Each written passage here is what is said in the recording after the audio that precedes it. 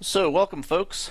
It is development update number 0.2.0 for Apollo4X, which means we just pushed out live to Gamersgate with our second release for early access. So that updates everybody that bought it and all the new people. They're going to get the new version. And there has been incredible progress since the last time. And when did we release, Joe? Was that like the 5th of November? Yes, about 2 weeks ago, if I can recall correctly. And we couldn't have made such progress without the feedback from the community especially. A lot of the stuff we've did has actually been in response to what people wanted in the game, and we were able to incorporate that, which is very excellent. We got a lot of messaging about, surprisingly, the 3D map, where people were very strong about, hey, we would really like an option for 2D. And I think a lot of that actually came from people that were playing games like Sword of the Stars, and that where you're forced into a 3D map, and it's a little inconvenient in that. And for ours, it was a little bit flatter of a map than what you'd get in a game more like Sword of the Stars, because it was like a big spherical thing. But we wanted to kind of go ahead and indulge that, because why not? It's not real hard to flatten the map. But most importantly, you guys are the gamer. You guys are the community. Our game exists to serve you. This is not as much as it is our game as it is our job to produce the game that the 4X community would want to play. And people wanted 2D maps. We put that in. Yep. Additionally, we also have a 3D map of option available if you want to keep it the old way too. Let the gamer choose the kind of game he wants to play. Yeah, well, we put it on the difficulty settings screen, and really I would say we could classify that as a difficulty setting, because it is a little bit easier in 2D. Although we took into account with the algorithm that seeds the planets out, that in a 2D space you're going to have a lot less room between the planets, so we put a little fewer of them. Made sure they were spread out so you didn't get clusters. But I think it really worked out really well, and the people that the people that were appealing to us to do that were very, very happy whenever that went in. And I'm very, very happy that I was able to pull it off as well. We were able to pull it off as well to give it to them. So yeah, and it just works really out. It didn't turn out to be as big of a pain. Whenever we first were thinking about how do we do this. Because it's like, well, we've already got this engine in there, and it is what it is. And if we were going to just like toss that, and how much development time would go into rebuilding the map and everything, and then we got to talking about it, and it was just like, hey, let's just take all the Z coordinates out, flatten it, and spread the planets out a little bit more, and we had it done in a day. So sometimes it's just the creative problem solving that us as a team. We pulled together on this stuff because really, I mean, it's like we didn't want to blow like a week of dev time trying to. You see, that's the advantage of having good designers. They can take all the shortcuts. Yeah, that's what makes it the most. So, because we shortcutted it, but then we made it look like we intended that. Yes. Don't tell us too bad. We have to give these people confidence, Jim. Well, speaking of confidence, it's a thing that. Whenever I first saw the game, because you came on the podcast that I do with Brian, and I watched you guys play this for a while, and I saw all this potential there. And then whenever I said, well, hey, I'll come aboard and assist in this, because I really I thought this was a super unique thing and nobody else was doing it, and I had some concerns, like, well, you can't say that this game is this, but with this, so you can't say, well, it's Master of Orion, but with an economy, or that. So because it's its own bird. So in doing or its own dragon, if you will. Yeah, if you will. It's the thing of kind of getting close to that, right? And saying, okay, well, I see all this potential there. How do we make it meet that potential? And just in the span of like the 2-3 weeks that we've gone from the initial push, because there was a heck of a push to get the features locked down and then get it stable. Like, we spent a whole week just stability testing, because we didn't want to put something out to early access and have it all crashy and stuff. We've seen what happened. I won't name any names, but certain releases that have hit the market recently that Yes. that came out crash-tastic, and people are like, "Oh God, we can't play it." And once you get like a 1-star rating hung on you, it's forever. Yes. So Yes. we wanted to make sure that maybe we didn't have all the features that we could have put, but it was stable. So, Yes. So we got that out there, and then the same cycle with version 02 right now was to cram as much stuff in there as we could in 2 weeks. Spend the third week making it absolutely as rock solid stable as we could, and then we Yes. pushed that out. So Yes. I think that's kind of where we're at, and it's since I've got the video up, we should kind of go into what's new, because Yeah, people are going to yeah. wonder, like, well, what have they done with this time? So let me go into here. Well, first off, we got the options screen, and I'm going to take a look at that, because I think that's kind of neat that we finally got in the options for the music slider and the sound effects.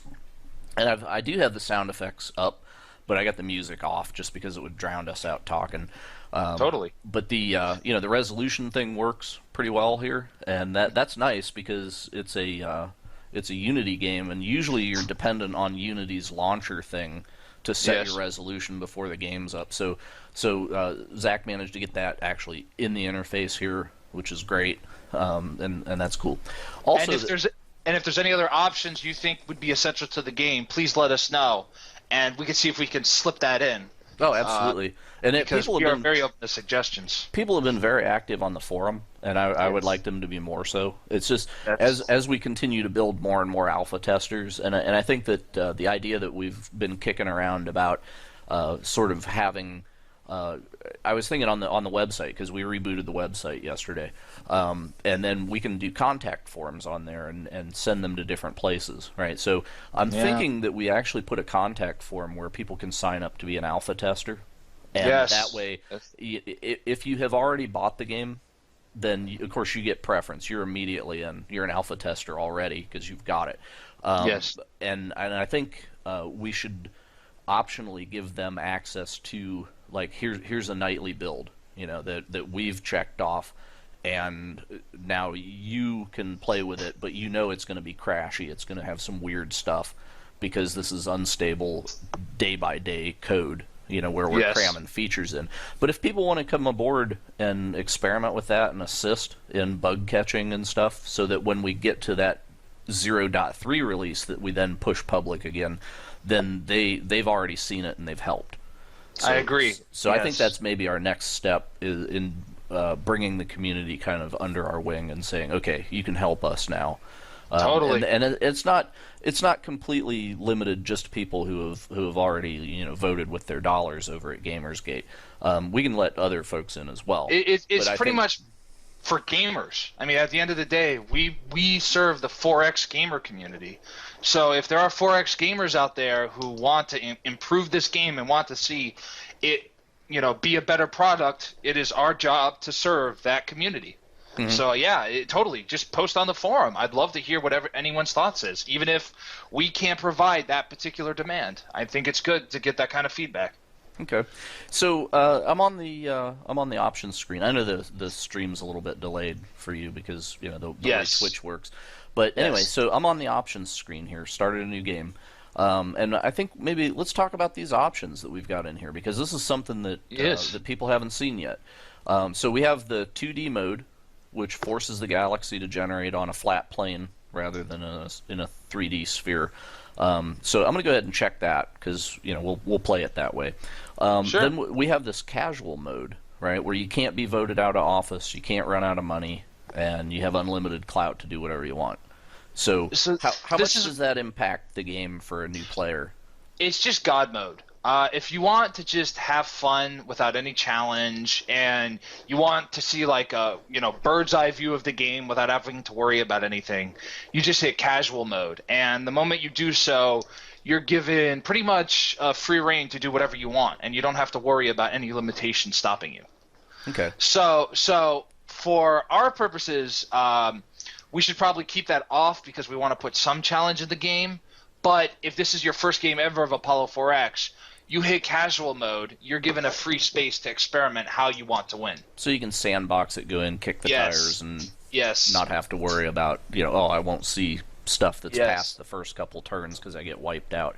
Yeah. Yes. So economic difficulty. You've got Yes. beginner, standard, difficult, and chaotic. What is that actually changing? That is changing the trade routes. It determines how hard it is to make money. Now, right now we have it standard, but if you're having trouble with trade routes, you can reduce it down to beginner. However, if you are looking for more of a challenge, you can make it difficult. Now, interestingly, there's a fourth mode known as chaotic, where the markets really fluctuate dramatically, and as a result, you can either make a lot of money or no money, which adds an interesting twist to the game. But let's keep it for standard for now. Okay, so what does it actually do? Does it change how It much changes the the price? Does it change how much the price of goods fluctuates turn by Yes. Yes. turn? Okay, and chaotic, they just do what they do, right? There's Yeah, no- yes, it's just totally random. Okay. So also, if I make it more difficult, does that actually narrow the profit margin between the imports Yes. and exports? Yes, it makes the profit margin much smaller. Okay. And then, of course, I would say beginner would probably make it a wider Larger. profit. Yeah. Yes. Yes. Okay. So then planet quality, that's pretty self-explanatory, I think. Yes. Where you get definitely more toward the Class A and Class B worlds whenever you go more Yes. toward beginner. Okay, so then you can go difficult, and then you have an extra option there that's high and low. Is that just Yes. like everything's A and F? There's Yes. no middle ground? Yeah, there's a very little middle ground. Ah, okay. All right. And then political difficulty. Yes, that determines your domestic decisions, how complicated they are. We have three modes. Beginner mode, it's very easy to solve them. Standard is average. Difficult, of course, it's much more expensive. And then we have a mode known as static, where the price of difficulty political decisions doesn't change across the game. It's always a standard two clout, I think 13 service. It's always like the same, so you don't have to, worry if you get particularly dicked over by a certain, series of bad political decisions. Oh, okay. So we have that. All right, and then starting resources, that's pretty self-explanatory. That's how much you Yes. start out with in the bank. So aggressiveness, that's going to be about the centaur enemies, right? Is Yes. that the rate at which they consume worlds? Yes, exactly. Now we have a standard difficulty, but we also have three variants of it. The first one is you could have centaurs, which are pretty terrible, period. They conquer very slowly, they're not very powerful, they're weak. We have the second one where they have a lot of planets, like sometimes as much as 7, but they expand extremely slowly and they're vulnerable to being invaded. And finally, we have a mode where they start extremely weak and extremely small, but they will balloon very fast. And if you don't bring the fight to them quickly, they will overwhelm you very fast. Oh, okay, cool. So right now we've got 2 of the 4 of Yes. the factions for the centaurs Yes. in there.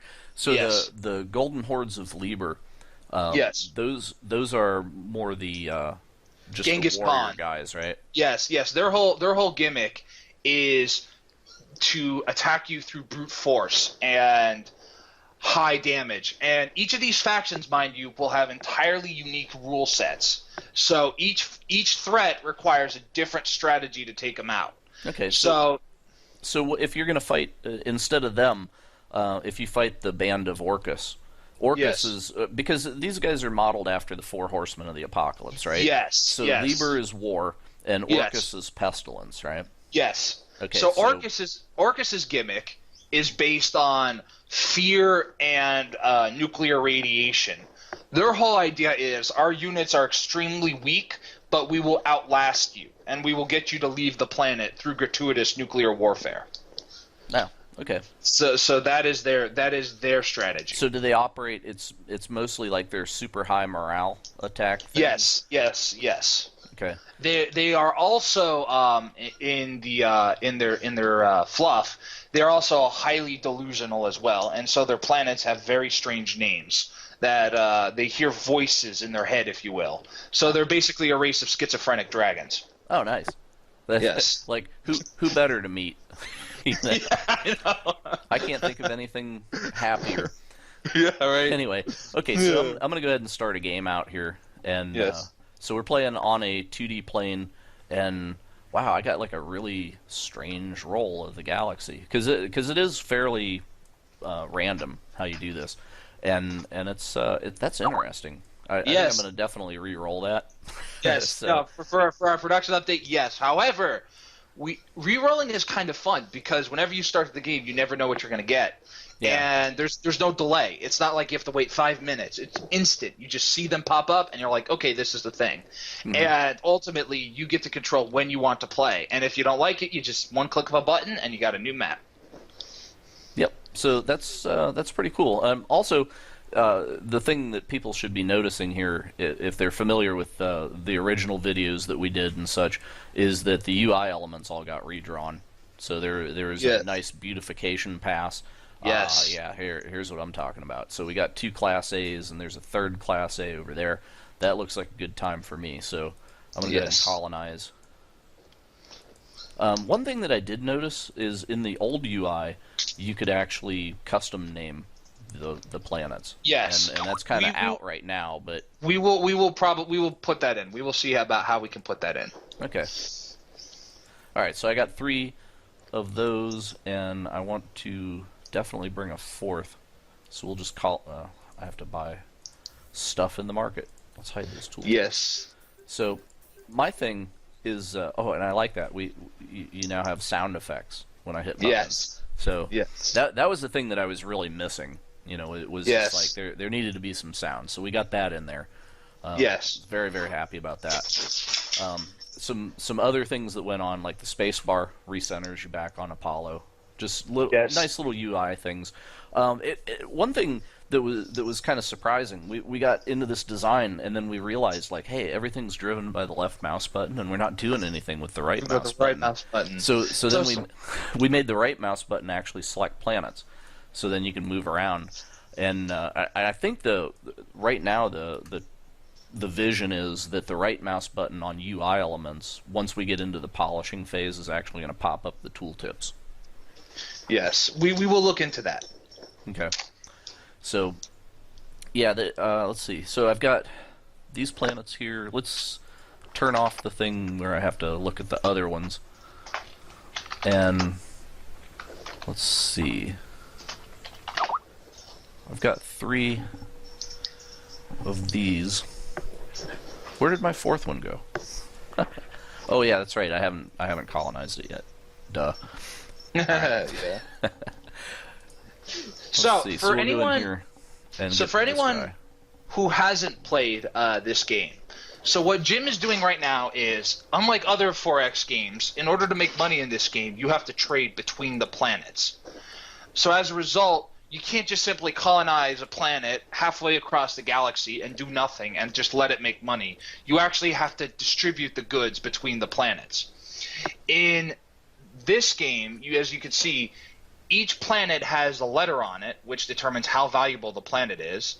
It has 3 red numbers on it, which is what it produces, its exports, if you will. And it finally has 2 little boxes at the bottom of it, which is what it imports. Now, right now, there are no imports on it. However, you can contract private corporations to build industries on planets so that they can import such goods to your advantage. And a thing that I've kind of taken to doing, right, because we put a lot of work into this colonies menu. Yeah. So now it sorts in order. Like I have Croc selected here. So Croc is at the top, and it shows here that it's 0 travel cost because we're there. And then Wedgwood is the next closest. And if I click on that, it actually switches to it. So I can switch between by clicking the button. So if we go to Wedgwood, that's my Class F planet. That's not going to get a lot of love from me. No. But then if we go over here to Vision, right, and then Elements over there. So you can see that it actually reflects, like right here is the distance, and it also has it in here. And then we're also showing how much fleet, how much production, what 3 exports are going on, and then if there were imports that were demanded, they would show up here as well. Plus how many cities and how many stellar net. So basically everything you need, because for people that were a little bit shy about the 3D map and stuff, and to go even from 2D to 3D, is you can kind of play the whole game off the colony menu now. Yes. So that's kind of nice. Yes, definitely. And if you guys have any other information that you would like to know of, we could perhaps work something out as well. Because, like I said, we love this feedback. You know, we love the way the things that we can that need to be addressed, so we can make it better. Mm-hmm. So, looking at, I want to populate some stuff here. So, Cool. Let's see. So, these guys are going. They have DNA, culture, and minerals. And Yes. then over here, well, probably between Croc and Vision and Elements is going to be the majority of my trade. But Yes. anything that's kind of an outlier, I want to get over here. So we're going to kind of pay attention to these Class A's first. And looking at this, this is producing 2 culture and labor. So I'm looking at, well, where does my culture and my labor come from over here? But I can get some DNA stuff over there. So it's not so bad if these flip back and forth. So is it a 50-50 chance that you have? 50-50, yes. And that's every time that you complete a trade route where Yes. you serviced that thing, it has a chance Yes. to flip as well, right? Yes. Will it Yes. flip if I don't service it? Yes, I it just also end the turn? Yes, it flips every time there's a route, and it flips every time there's a turn end. Okay. So when you do these corporations, you know it'll be either one or the other. The thing, though, is to keep in mind is you can't always plan which one of those it'll be. So you have to make contingency routes. Right. You can't do the same route every turn. One of the most important things to understand about Apollo4X is you cannot win the game before you play it. You cannot research one particular technology, follow one particular strategy before you boot up the machine in order to win. You have to read each situation differently, and that's what gives it a lot of replay value. So one thing that I'm noticing here is that a lot of these things are commodities that I just don't really have.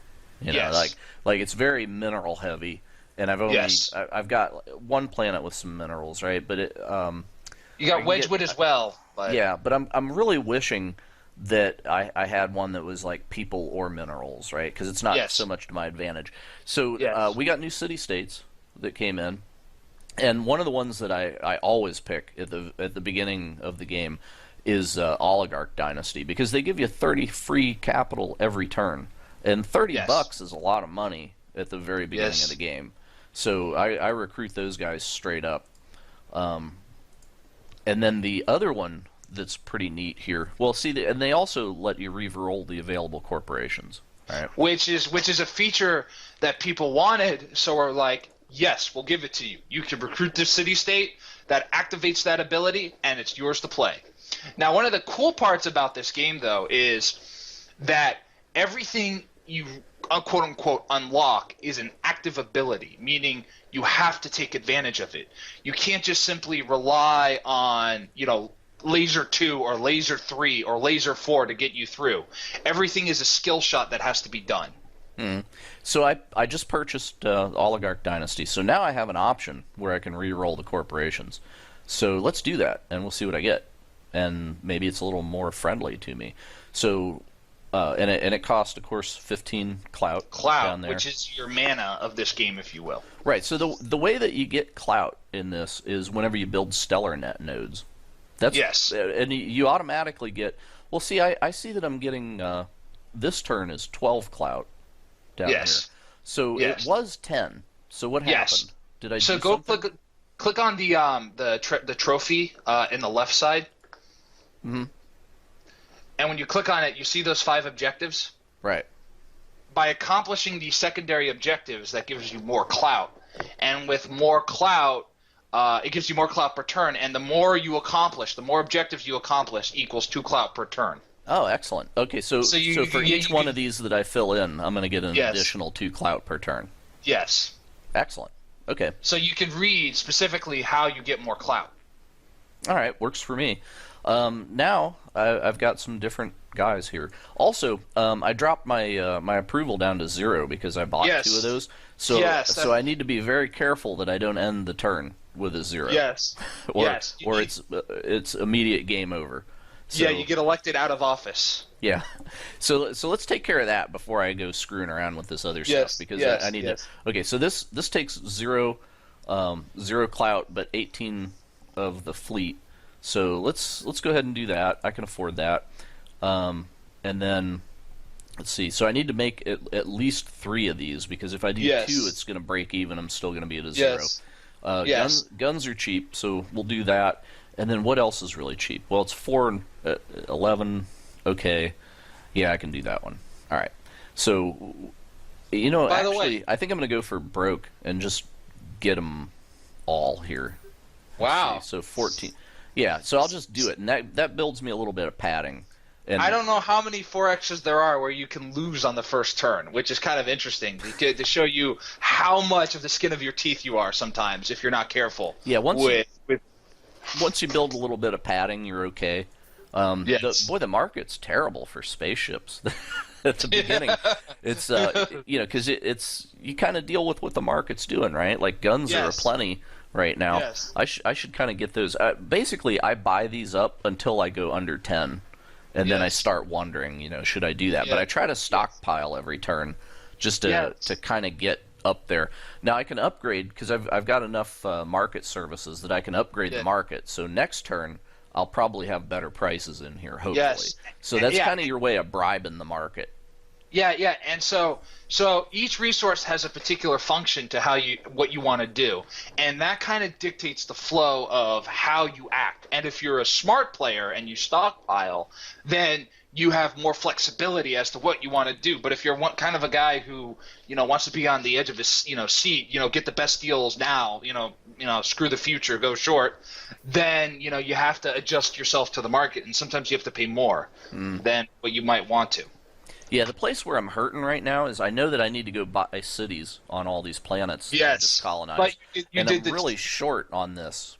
Yeah, infrastructure. Yeah. But we'll see if you can pull this off. I mean, that's part of the joy of this, though, right? Is you want a 4X that really challenges you. Something where you can't just hit the enter button over and over again and just watch your empire grow. Yeah, you actually have to think about it. Well, I find that the first turn of the game is the longest turn of the game for me. Yes. Because you're trying to scratch your head and puzzle out, where am I going to put this stuff? And how what's the interactions going to be? So I can get culture from here, and I can get minerals from there. So this is a pretty safe bet to put on the third guy, right? Because it can flow either direction. So then I've got minerals and artifacts, and the people's pretty expensive there. So let's see, minerals and artifacts, or people. There's none that's straight minerals or artifacts, but we can do this, and we can put that here. And grab another one. And so to explain the new people to this game, what Jim is doing is he's taking corporation demands and he's creating potential routes that he can trade on. So what he's trying to do is a mix and match game. So if he has a corporation that wants minerals and DNA, he wants to put it on a different planet, so that way he can buy minerals and DNA on one planet and ship it to the other. And he makes money by profiting in between the transactions on each of the planets. Yep, so let's go over to elements here, and let's see. So I'm probably it's gonna come from either of these, because they're 3 distant from each other. So that's a thing, while I'm puzzling this out, that maybe you could cover, is why did we switch from it? Basically, the travel costs got cut. I can't talk. Cut by a third, right? So this used to be like 9, and now it's 3. Well, what we did was we made it so it's easier to start a route, but it's actually more expensive to keep it going. And one of the things we did is from now on, when you add fleet to a planet, it only increases the value by 2 instead of 5. Additionally, we did a more standardized function where you could have really odd numbers like 7 and 13 and so on and so forth. We made it very simple, where it's like it's 2, it's 3, it's 4. So that way you can keep more track of things. So what we actually did was a currency conversion, if you will. We converted the currency of fleet into something new. Right, but you still buy fleet in the same chunks that you used to. No, not anymore. Well, I mean, not per planet, but whenever you buy it on Apollo, you still get a large amount there. Yes, but that's because it gets burned up in other things as well. Yeah, and you know what? We could definitely adjust those numbers as well. We can make it more difficult, Jim, which I'm sure we're interested in doing it right now. We can we can increase the amount, fleets cost. We can increase the amount that we will be increasing invasion costs, definitely. But like I said, if it's sufficiently challenging, don't fix it if it isn't broken. Right. That's the bottom line. Oh yeah, for sure. Let's see. So I'm kind of at a loss to do anything else with that. So let's see. If we go to upgrades here, I can stick at least a city on each. Well, I can put 2 because it's an A, right? Yes. We'll now, here. The higher the grade, the cheaper it is to add cities on. So grade A planets grow like a weed real fast. Yeah, it's unfortunate this Class F planet costs 5, so it's not going to see a lot of cities.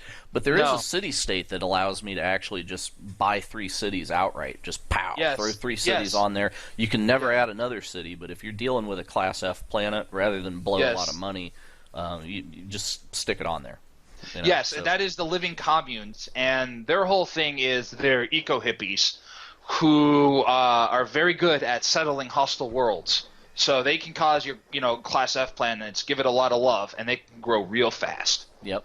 So another thing is whenever I'm in the upgrades screen here, there is now a red X next to the 2 imports. And if I click that, it will actually spend, 5 clout? Yes. And it ejects whatever corporate demand is there, right? Yes. So if I exit out of here, let's say that for some reason this culture at 13 just isn't working out for me because I find that I can't get it from anywhere, but I look here at the corporate demands and, oh, wow, there's a thing that I'd much rather have. Then I go into upgrades, pay 5 clout, and eject that thing, and then stick a new one in there. So that's some flexibility that also comes from the oligarchy city-state. That's pretty nice, and that's why I go for those dudes like first turn, because they let me manipulate so much that has to do with the early game. Yes, that is actually how they were designed. They were supposed to be the city-state where if you wanted a strong early game footing, you go to the the galactic trillionaire, and he gives you the ability to influence the market as you need. Yep. But I actually start with the ICC. Because they have a lot of passive fleet bonuses, which allows me to increase the length of my routes longer, which makes a lot of money. Sometimes I'll do living communes if I have a lot of grade F planets, but I have done oligarchy occasionally. Like I said, let the player decide how he wants to unlock things. This isn't like a tech web as much as it is a faction recruiting, where you recruit factions as you need. Right, so starting a trade route here, and I'm going to go to Wedgwood first, and they've got, looking over here at Vision, I see that they want to import culture and minerals, and these guys sell culture and minerals, so I'm going to buy that, and then let me hit trade here, and then I'm going to go over to Vision, and we travel, and then I can sell that stuff. So I'm 25 bucks in the good right now. And then now where do I want to go? Well, I can take culture and people or labor, tourists, whatever that, whatever we want to call that. It's so abstracted out. But so I want to buy the cheapest of both, and we'll hit trade on that, and then I'm going to travel over here, and I'll drop those off. Now we're 45 bucks up, and then I can go out here to Elements, which is my furthest out world, and let's see, what do we've got that they want? They want minerals and artifacts. Oh gosh, I've got that right here. So let's go for that. And then we'll travel out there, and we can sell those. So now, interesting problem that I have is that now that I've completed that trade, I look around at the other planets, and I don't really see anywhere else that I could take much, because I could haul people from here back to Wedgwood. Yes. Pretty much. But what's nice, another feature that we've implemented is whenever you have bought and sold goods, they dim out on here because you can't do it twice in the same caravan. So now the player in the first alpha that we put out, you couldn't tell that you'd Yes. done this. So we had some debate. Do we make it disappear? Do we dim it out? What? And I think Zach just hit it right on whenever Our we golden noted it this Kohler. way. Yeah, Yeah. our golden. Yeah. Yeah, so he did it great. And then another thing that I was surprised to learn about this, because I'm kind of coming into the design, in the 10th hour, and so I didn't understand that you could actually run a trade route twice, right? I knew you could run it twice, but I didn't realize that the goods actually respawned at the end of each route, and then you could run it again and then still buy and sell the same things. But the prices would shift because you had already bought and sold those commodities once, so the demand has changed. So and this makes it very, very clear that happened. So that's definitely in our favor to get that info out there. And this is a market 4X. The market will never say, no, I don't want your money. They'll take your money, but you may not want to give it to them. And we operate under marginal utility theory. The econ majors will know what I'm referring to, where the margin or the utility of the good declines as you put more money into it. So you have to say, is this a good trade, or should I hold off and wait to the next turn? Right.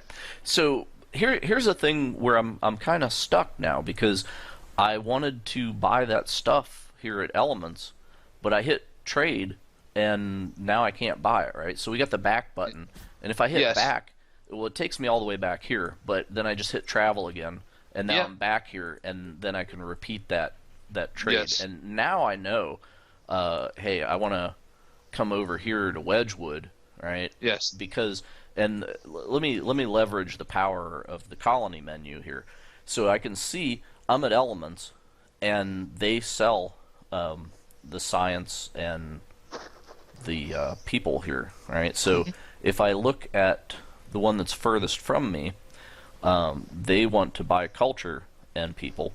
So I know that I can't get rid of that science if I buy it, but I can pick the labor up. So what I'm going to do is then go ahead and buy the people, and then we hit trade. And then that's kind of way over there, and I might have trouble clicking on it. So what I do is I just go here, and that'll zoom me over to it, and then I can click on it, hit travel, and sell that off, and then we trade, and then we're good. And that's how you make money in the game.